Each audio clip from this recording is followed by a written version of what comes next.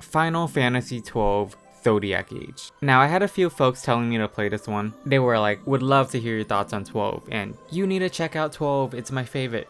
Sure. It's also very cool that's your favorite, but I just want to let y'all know that I don't hold my breath when I hear any praise for a Final Fantasy game. Not after Final Fantasy X. The thing with Final Fantasy is it's so subjective. You look at almost any big franchise with at least like 5 entries, everyone on the planet can pretty much agree that the first few are good, and we don't talk about the rest. It's not like that at all with Final Fantasy. To some people it may, for sure, but it's not even as simple as certain people only like the old ones, others only like the new ones, which is where I seem to stand. There's also those that like pretty much all of them to a certain degree, and then there are some who are just oddly selective in which ones they enjoy and don't. I remember a comment from my Final Fantasy X video agreeing with me that the story's good, but the game's a chore to play, and this person also said that they don't like 12 for the exact same reason.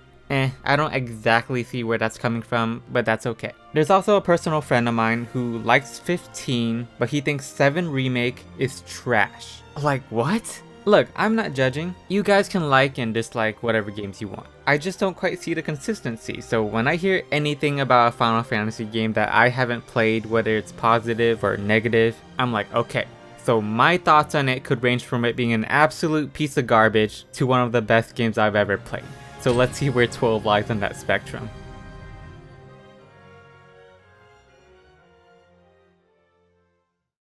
So Final Fantasy XII is set in the world of Ivalice, consisting of 2 major opposing empires, Arcadia and Rosaria. Neighboring these empires are 2 smaller neutral party kingdoms known as Dalmasca and Nobradia. And as an effort to increase their status between the warring empires and to be able to stand as one against imperial oppression, Dalmasca has their heir to the throne, Princess Ashe, marry Prince Rassler of Nobradia. However, almost immediately following this lovely event, the Arcadian Empire invades the 2 kingdoms. In response, Prince Rassler decides to lead the Dalmascan army against the invading party. Oh yeah, he's the main protagonist of this game, he's the prince, he's gonna be the hero of this. Oh, he gets instantly killed. So we then transition to another character named Rex. My name's Rex. He's a young, timid soldier on a mission with the Order of the Knights, an elite squad of soldiers of the Royal Army of Dalmasca to reach and protect the king.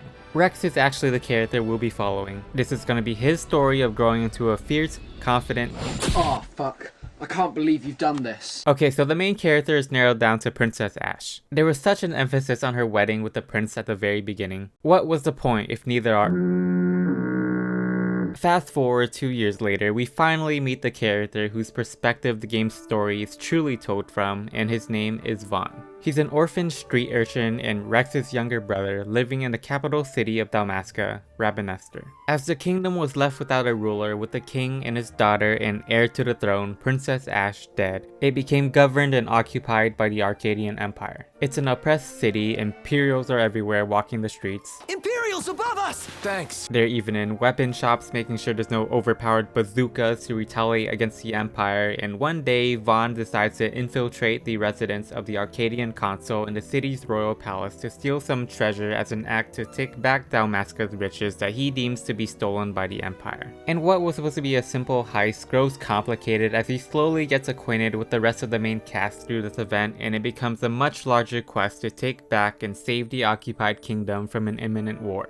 This game reminded me a lot of Final Fantasy 15. Does anyone else feel that way? Just the overarching goal of reclaiming the throne from an imperial empire, and magic crystals are involved, playing an essential role in the narrative as well. I do, however, prefer how 12 executed its story, and that's where I want to start. I'm going to be comparing these 2 games while talking about the story for a little bit, because that's where a lot of my positives and negatives are drawn for the narrative. So the thing with Final Fantasy 15 is that after the opening few hours, once it's established that Noctis needs to prepare himself to grow stronger to become the next king and reclaim the throne, the story doesn't really move all that much from there. The main quest just starts having you travel across the open world to inherit the souls of past kings from royal tombs and form an alliance with astrals, which are the summons. And whenever the game doesn't involve the characters acquiring more power in some way, it has you infiltrating an imperial base to retrieve your towed car because you parked it like some jackass earlier. I'm barely exaggerating. It's filler after filler. What I think Final Fantasy XII does better is almost every in-the-moment objective feels like it's derived from the previous. There's more of a proper progression and chain of events. The grand goal doesn't drastically change for the protagonist, but each individual event leads leads to another, most of the time due to some curveball, and that keeps me engaged in seeing how the narrative continues to play out.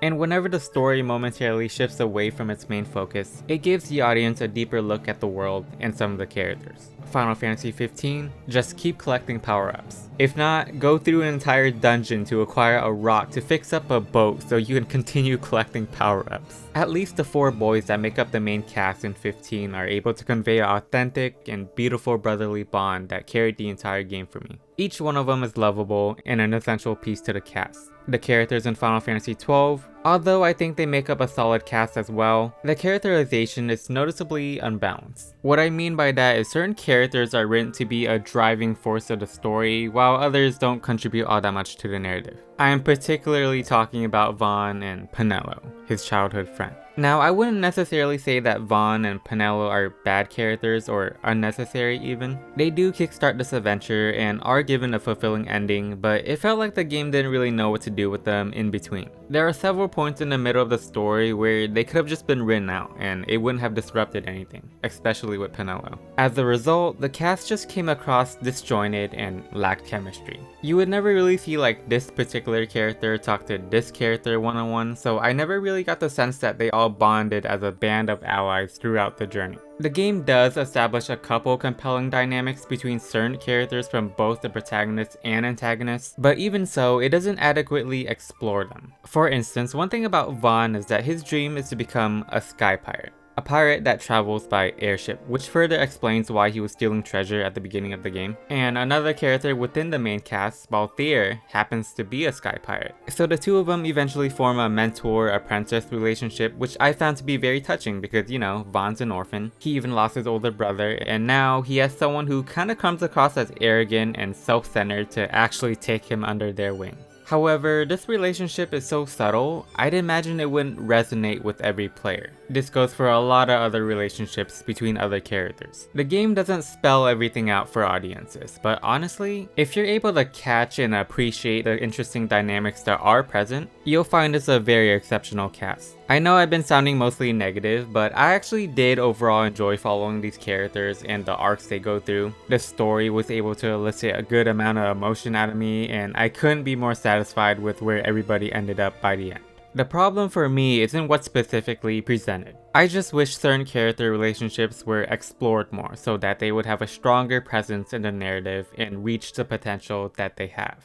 With all that said though, let's finally move on to the gameplay side of things, starting with the all-important combat. So it's some form of hybrid between turn-based and real-time combat. The way I would describe it is it's active time battle with the ability to freely move around, and it's interestingly strange. As always with ATB systems, you select an ability, a target, and once your character's meter fills up, they will perform the action. The reason why I say this system is bizarre is because even though it allows for movement, you still can't actively dodge. No matter how much you fidget around an enemy, their attack locks onto you for a hit. Every unit is able to block and parry at random based on their evasive stats, but this can occur whether you're just standing still or on the move. So essentially, this battle system can just be treated as a traditional turn-based active time battle system where the characters are just standing in one area duking it out. Only it's also one of the most automated battle systems I've experienced in a Final Fantasy game because once your character has performed an attack,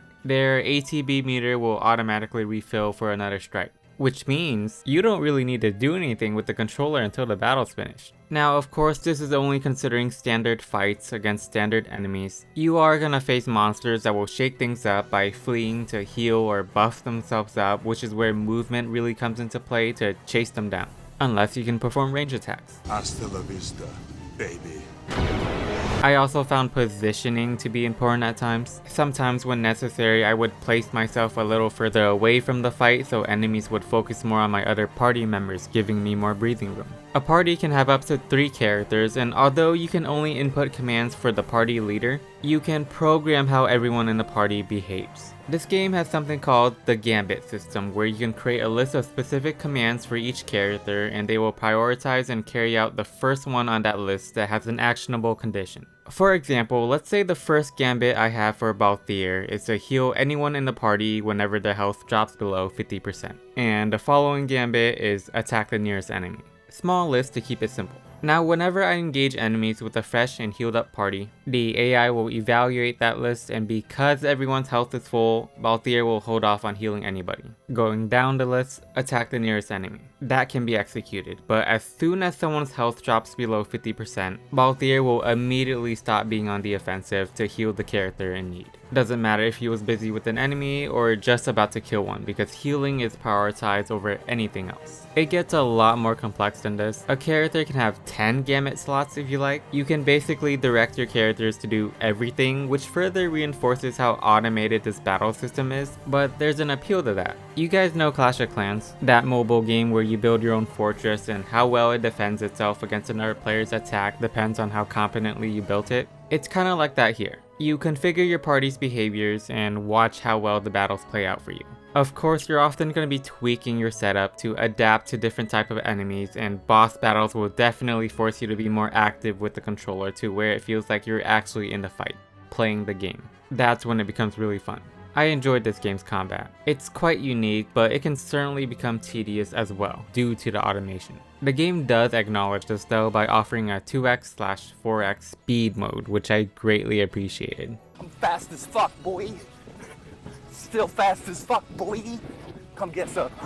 What further drew me into the battles were the monster designs. This Final Fantasy has the most captivating creatures out of all the entries I played so far. You got these mesmerizing wolves, Medusa horses that can petrify you into stone, Moogles that look like adorable rabbits to correspond with the aesthetic of this world.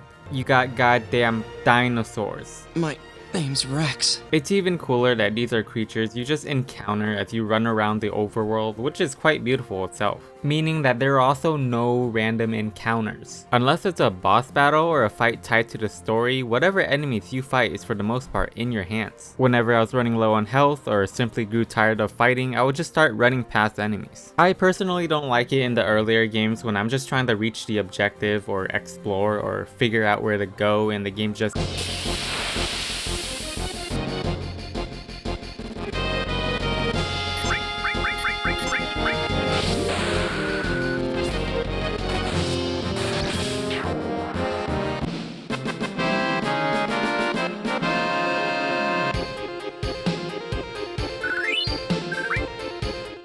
Okay, so I was saying, I just don't like it when I'm trying to do anything else but fight and the game just... Now, I've seen people say that the purpose of random encounters is to keep players permanently on their toes as battles can come in at any time. It's to pull the rug from underneath the player. It also establishes tension as each battle diminishes the player's health, forcing them to play strategically and conserve their resources as they go through a dungeon. I find this to be a great idea. I love it when a game is able to create tension, especially when resource management is involved. But where I argue is that the battles aren't mandatory. From what I've seen, you still have the option to escape from random encounters. The only difference is that you have to come to a complete halt as the game takes a couple seconds to put you in a battle arena, which may be minor, but when that's happening like every 10 steps you take, it becomes a major pain in the ass. To quickly note, the lack of random encounters in Final Fantasy XII doesn't necessarily make the game a complete convenience, as you can flee from monsters free of consequences. Enemies do tend to be able to smack you as you run right by them and will even briefly chase after you, potentially landing another hit, and if that happens enough times, your party members could eventually go down. So I did like that at least running away wasn't entirely a luxury to maintain a little challenge. What I did not like though were these absolutely obnoxious landmines spread out throughout various locations of the world that you can't even spot. I would just be minding my business, walking around, and boom, my party's dying. Alright, let's go over here. God damn it, I literally just loaded into a new... Look at this. Shit! My team was full health. What the fuck? Alright, now let's talk about character customization. This game also has one of the more unique character progression that I've recently seen because the characters are not pre-specialized with roles. You can actually assign each of them up to 2 of 12 available jobs. You know, Black Mage, White Mage, Archer, Knight, etc. They will then have their own skill board in which you can spend points you earn from battle to unlock licenses for abilities and equipment exclusive to their job. And keep in mind that I said license. If you unlock the license to use a particular weapon or ability, you would still have to acquire that weapon or ability from shops or loot. The world of Ivalice has weapon laws. You would need a license for level 5 guns to use a level 5 gun. This may seem inconvenient, but it actually adds a little more depth and strategy to character customization. Like, I didn't always immediately purchase a weapon that had higher stats than the ones I was currently using because I was worried about running into an even better one soon, in which I would then have to spend even more license points and gil to equip it. I was trying to save up basically because it would be a waste to unlock the license to level 8 swords, buy a level 8 sword, and then encounter a level 9 sword half an hour later. The extra effort and steps required to slap on new equipment made each purchase of one more significant, having to dedicate more resources into them, and I did like that. Now, the last thing I want to quickly discuss is the world you're going to be experiencing as you're on this quest to save your homeland. As I mentioned earlier, the story truly begins in Dalmasca's capital city, Remastered. It essentially acts as the game's main hub, and beyond the city is a vast semi-open world that you'll eventually venture out in. Vast enough that not every location will be explored by simply sticking with the main objectives, allowing room for hidden caves and secret bosses to be discovered if that's what you desire in a Final Fantasy title. What I appreciate about this game as an open world is it's quite clear on where players should be going without ruining the mystery of exploration. When you open up the map in an unexplored area, it's all fogged up. The locations are like a maze, and they don't completely draw themselves out until you visit every nook and cranny of the level. However, the game usually provides a cardinal direction to the character's destination from a location you should already be familiar with, so as long as you continue towards the correct general direction, you will eventually get there. Meanwhile, soak in each unfamiliar area as you're traversing through them, because not only are they scenery, but some may even provide more insight on the world. By paying attention to details, you see the culture of each civilization through their architecture and inhabitants. Final Fantasy XII's Ivalice is a medieval world full of magic and chocobos. But when looking at the capital city of the Arcadian Empire, they're already living in Final Fantasy XIII with flying vehicles, depicting that this is a stratified society where power and advanced technology lay in the hands of the villainous empire. This game has built a rather intricate and riveting world, elevating the whole experience. My only major issue with Final Fantasy XII is the game does drag a bit during the back half of the story. I was starting to realize that all it has you mostly doing is run across the map to get to a dungeon and repeat. Now, like I said before, each mission the characters carry out is a distinct means to an end, which is why I was thoroughly engaged with the story. However, that did not stop the gameplay from becoming tedious with these uninspired, monotonous dungeons with unappealing aesthetics. The more creative ones are actually placed within the initial half of the game, which is kinda mind-boggling because you would think that they get more sophisticated with each one. Like, one of the first dungeons in this game involves you escaping a mine while having to also prevent the power from going off by efficiently finding and defeating these mimics that are draining the electricity, because once the lights are out, powerful ghosts and zombies start spawning everywhere and all hell breaks loose. The less efficient you are, the harder it is for you to escape, which makes a pretty compelling level. Then most of the following dungeons just have you interacting with switches to progress, and they're not nearly as engrossing. So eventually I was like, alright game, obviously you're losing steam, so let's just start wrapping it up, and it did later than I desired. But overall, Final Fantasy XII is an absolute winner for me. When this game was good, it was great. I had a lot more fun with it than I expected, and I think it's a very solid entry in the franchise. If 12's your favorite, I can definitely see that. It's not my favorite. That would either go to 7 Remake or Lightning Returns. I know, I have shit taste. However, this is the only Final Fantasy that I reviewed on the channel where I can honestly say that I enjoyed both the story and gameplay. You watch any of my other Final Fantasy videos, you would hear me say something along the lines of, the gameplay is entertaining, but the story is nothing to write home about, or vice versa. I enjoyed every aspect of this title to an extent. From its unique combat to compelling world building, everything. I wish I could have made some comparisons between the Zodiac Age remaster and the original here, just to briefly touch upon how much it improved and if I would have liked 12 as much having jumped straight into the original. From what I researched though, it seems like it's mostly quality of life improvements, which I did praise a few, like the speed mode, and they are quite significant to me. Like, look at this one. One of the greatest new features added that is commonly overlooked nowadays is the implementation of the autosave feature. You can now breathe a sigh of relief knowing you won't have to rely solely on the save crystals to set checkpoints for yourself. Final Fantasy XII Zodiac Age, a remaster of Final Fantasy XII, implemented autosaves.